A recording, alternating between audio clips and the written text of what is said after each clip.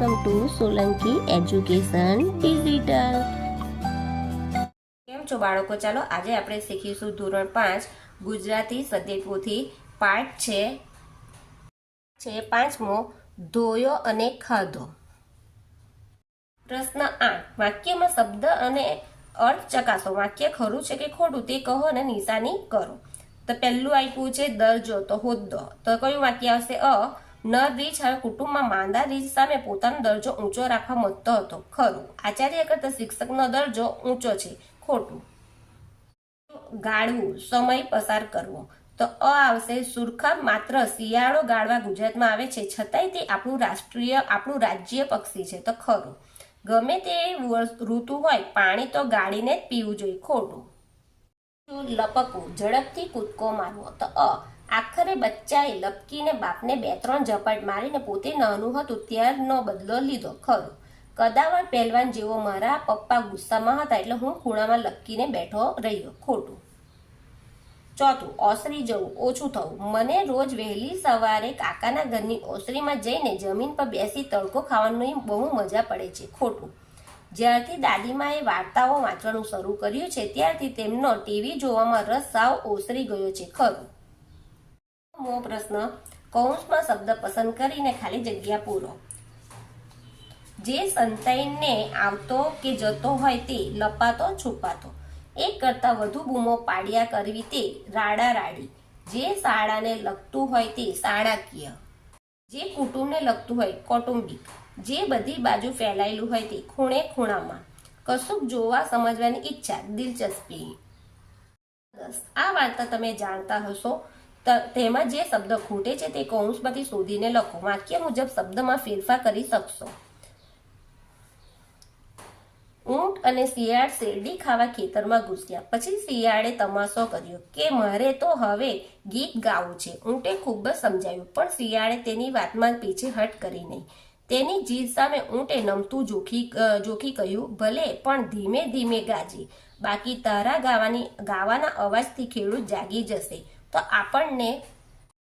જેવું શિયાળ હુકી હુકી કરી ગાવાનું શરૂ કર્યું કે ખેડૂત સફાળો જાગી પોતાની ડાંગ લઈ અવાજ તરફ દોડ્યો. શિયાળ તો ચાલાક, તે તો ખેડૂતને થાપ આપીને ભાગી ગયું, પરંતુ ઊંટ ઝપટમાં આવી ગયું. પોતાની શેરડીની દશા જોઈ તે ઊંટ પર એવો ખીજે ભરાયો કે ઊંટની પીઠ પર લાકડીની જાળી વરસાવી.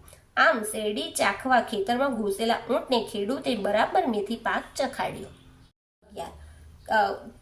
કૌંસમાં બ વિભાગનો યોગ્ય ક્રમ લખો. તો પહેલા નંબર પર આવશે સ્વભાવ. તો કયો આવશે? ક્રોધી, ખૂંખાર, ઝઘડાખોર. બીજા નંબર પર આવશે રહેઠાણ. તો એ કયું આવશે? બખોલ, ખાય ને ખાડો. ત્રીજા નંબર પર આવશે સમય, એટલે ઉનાળો, વસંત, શિયાળો અને શરદ. ચોથા નંબર પર આવશે દેખાવ, તો પંજો, વાળ, ગરદન અને દાંત. પાંચમા નંબર પર આવશે કુટુંબ, તો નર, માંદા અને બચ્ચું. વાક્યનો અર્થ સમજીને કૌંસમાંથી યોગ્ય લાગતો શબ્દ બાજુમાં લખો. પહેલવાન માર સહન કરવા પંજા વડે મોં ઢાંકી દે છે, તો બચાવ. ધાબળધીંગી કદાવર રીછને બરાબરનો મેથી પાક આપે છે, નફરત. ધાબળધીંગીની બીકે પહેલવાન પાણીમાં જ પડ્યો રહે છે, પીછેહટ. હવામાં ફેંકાયેલું રીછડું બૂમાબૂમ કરીને માતાને બોલાવે છે, તો શું આવે? બચાવ. અપરાધી બાપને ધાબળધીંગી જબરો ધીબી નાખ્યો હતો, સજા. બચ્ચું મુશ્કેલીમાં રાડ પાડીને સહાય માંગતું હોય છે, મદદ. ધાબળધીંગી પાણીમાં છલંગ લગાવીને બચ્ચાની રક્ષા કરે છે, બચાવ. પહેલવાન અપમાન ભૂલીને ખૂણામાં છુપાઈ ગયો, પીછેહટ. પ્રશ્ન 13. કૌંસમાં આપેલા ક્રિયા દર્શાવતા શબ્દો લાગુ પડતા ખાનામાં લખો. એટલે આ શબ્દ છે તે આપણે કૌંસમાં આપેલા ક્રિયા દર્શાવતા શબ્દો લાગુ પડતા ખાનામાં લખો. તો આ જે શબ્દ આપ્યા છે તે આપણે જેમાં મૂકવાના છે એ ખાનામાં લખીશું. ધાબળધીંગીની બહાદુરી, મેથી પાક ચખાડ્યો, બચાવ કરવો, ધીબી નાખવું, ટીપી નાખવું, જડી વરસાવી, ફટકો મારવો, પકડી લેવું.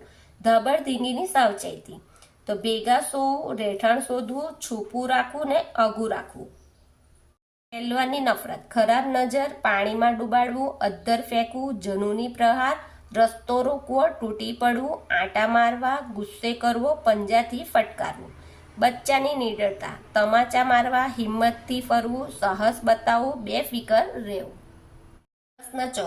ધાબળદિંગીનો માતૃપ્રેમ જણાય ત્યાં માં તે માં અને પહેલવાનનો ધિક્કાર ભાવ જણાય ત્યાં અરે રે લખવું.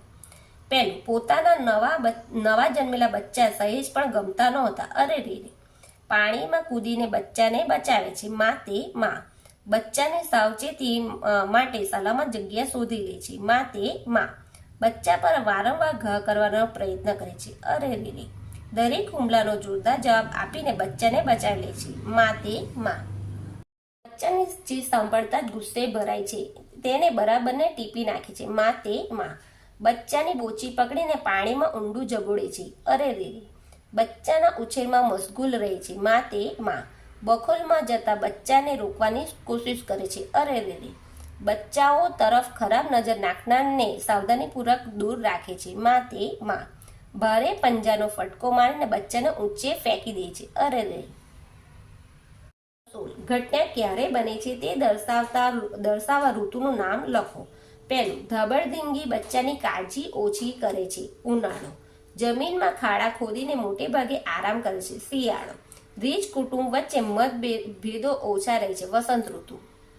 ધાબળદિંગી બચ્ચા સાથે રહેવા જુદું સ્થળ શોધી લે છે. શરદ ઋતુ. પહેલવાન બચ્ચાનું ડોકું પાણીમાં ડુબાડી દે છે. ઉનાળો. રીછડી બચ્ચાને પહેલવાનથી છુપી જગ્યાએ સંતાડે છે. શિયાળો. નીચેની કાવ્ય પંક્તિ પૂર્ણ કરો. હાડ ચામડા. બહુ બહુ ચૂથિયા ચાખોજી મધ મીઠું. નોતરું દેવા ખોળું તમને આજે મુખડું દીધું. રીછ જાય છે આગળ એના પગ ધબ ધબ. સિંહ જાય છે પાછળ એની જીભ લબ લબ. મધપૂડાનું વન હતું એ નહીં માખોનો પાર. બટકું પૂડો ખાવા જાતા વળગે લારો લાર. આંખે મોઢે જીભે હોઠે ડંખ ઘણેરા લાગ્યા. ખાધો બાપરે કરતા ત્યાંથી વરરાજા તો ભાગ્યા.